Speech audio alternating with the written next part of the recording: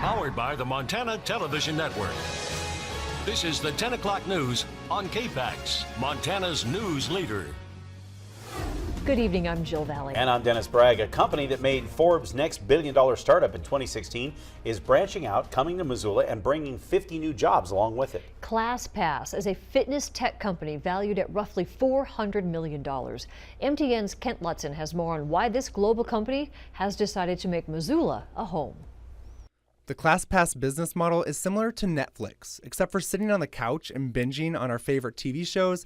ClassPass offers a variety of group fitness classes across multiple gyms or studios near you.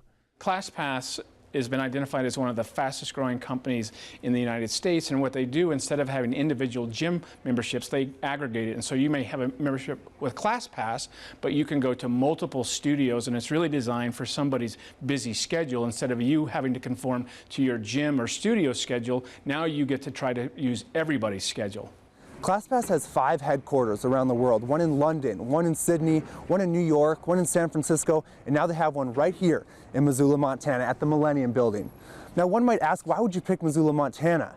Well, the company says that Missoula offers an active lifestyle with plenty of outdoor recreation that matches their mission statement. Not only was the company looking for healthy living, but also a community with a growing tech sector. We spend a lot of time trying to pursue technology or high-tech related jobs, and we see a lot of success in that, and I think a company like ClassPass coming here kind of validates that. But this is, again, I mean, we're always looking for opportunities for Montanans to stay in Montana and to stay and grow with a company that has such a bright future like ClassPass is kind of a unique opportunity for Missoula and Montana. ClassPass is currently available in bigger cities like Chicago, Minneapolis, and Seattle.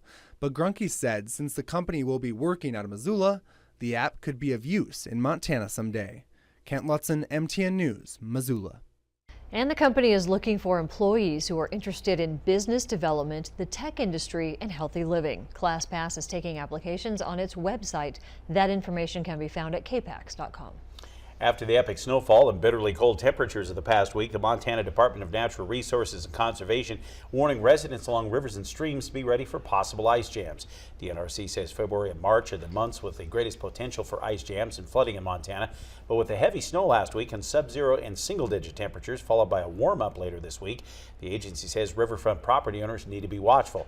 The DNRC recommends residents should make sure their flood insurance is current, shovel or plow snow away from homes and buildings, and be ready to move or elevate possession should waters back up. As we head into tomorrow, quiet conditions and partly sunny skies in our forecast. For more details, let's check in with Chief Meteorologist Aaron Yost with the first forecast. Aaron?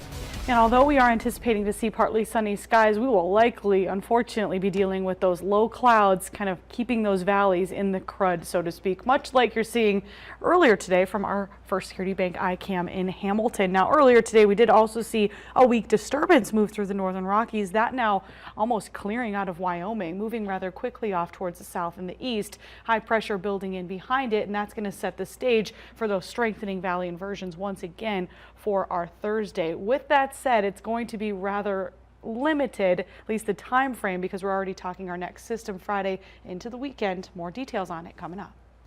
It is a day of mourning and remembrance for members of the Mormon faith the world over. The 16th president of the Church of Jesus Christ of Latter-day Saints, Thomas Spencer Monson, died late last night. Known fondly as the private prophet, Monson is best remembered by the leader of Missoula's church as having lived true to the scriptures he preached. MTN's Eric Clements reports.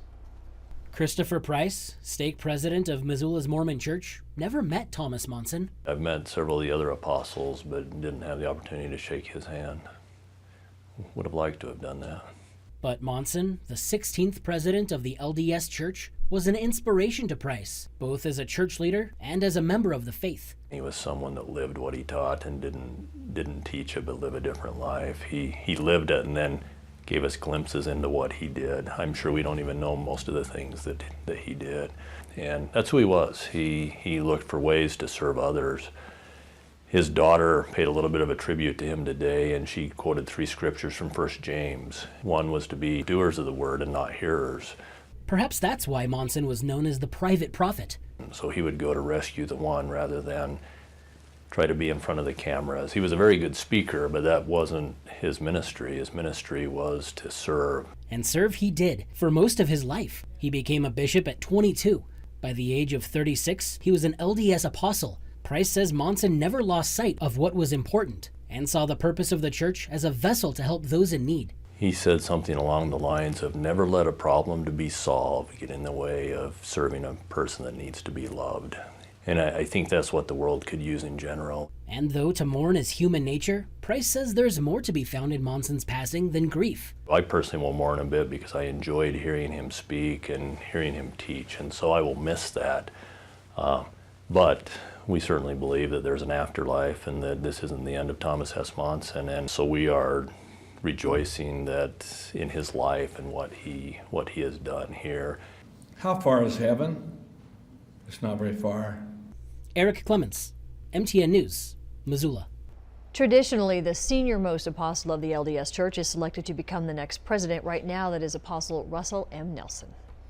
The Missoula City Council is clearing the way for final approval on a development which replaced controversial townhomes in the Orchard Homes neighborhood. Developers are asking for the exemption to construct the 31 townhomes on Grove Street west of Reserve. However, neighbors had raised objections when the project came to council last month, complaining the townhouses would change the character of the neighborhood with more density and traffic. The project was shelved because the city hadn't properly notified residents of the zoning change last month. But after reviewing the project in committee today, council members felt those concerns were being addressed, noting that some of the acreage will be preserved by the city as adjacent open space. The council set a public hearing for February 5th to discuss annexation and zoning of the land. A final proposal for new Kalispell Elementary boundary lines could get the green light next week. Kalispell School Board is set to vote on a final proposal next Tuesday during the regular school board meeting. The new boundaries are needed to accommodate the district's 6th elementary school, Rankin Elementary, which is currently under construction on Airport Road. The district began to draw input from 3 public forums in October on various boundary alignments. Superintendent Mark Flathouse says they took everyone's comments into consideration before coming up with a final proposal, which received the most support. We know that there's not going to be a perfect plan in moving from 5 elementary enrollment areas to 6, but we think that this has addressed the bulk, certainly the more significant concerns that were mentioned on multiple occasions by folks. Last time Kalispell had to redraw boundaries was way back in 1987 when Edgerton was completed on Whitefish Stage Road. Patients who deal with chronic health conditions can often fall through the cracks of the healthcare system and end up living in poor conditions, ultimately costing the system a lot of money without getting a lot of results. MTN's Augusta McDonald takes a closer look at a new alternative model of care that's proving to help patients get the assistance they need. Partnership Health Center's Super Utilizer program serves a certain type of patient. They typically lack the skills and resources necessary to deal with their chronic health needs and often end up in the emergency room on a regular basis. Over the past year and a half, 2 case managers at Partnership have been tasked with spending time with these patients in their homes in order to figure out why their health outcomes are not improving and what they can do to make them better. They're affectionately known as Chaz and Ted.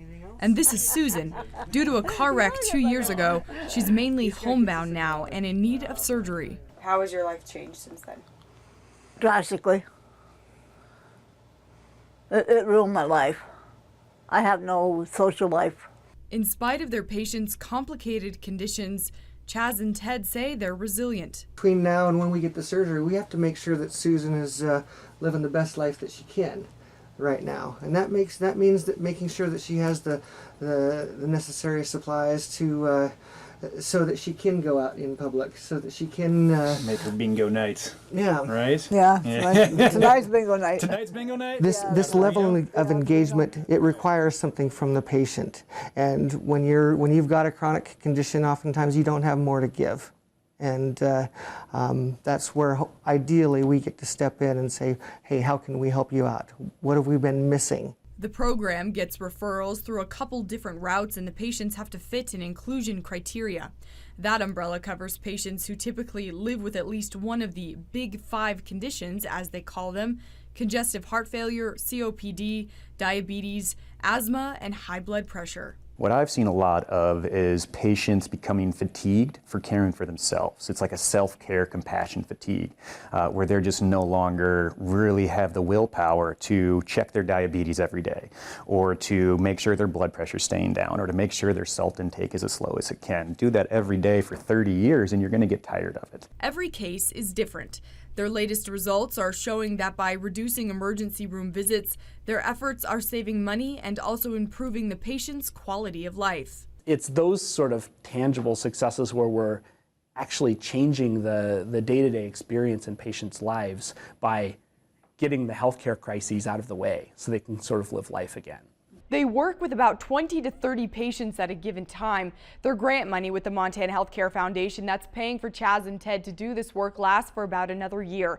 After that, Dr. Stanger told me they hope that their positive outcomes can be used to convince payers like Medicaid that this upfront investment in coordinating patient care is worth it. Augusta McDonald, MTN News, Missoula. Still ahead, Aaron has more on the next storm system that's moving into western Montana later this week. It could bring some freezing rain. And later in Health Watch, with the slippery sidewalks, we talk to medical experts on how to avoid falling and hurting yourself on KPAX.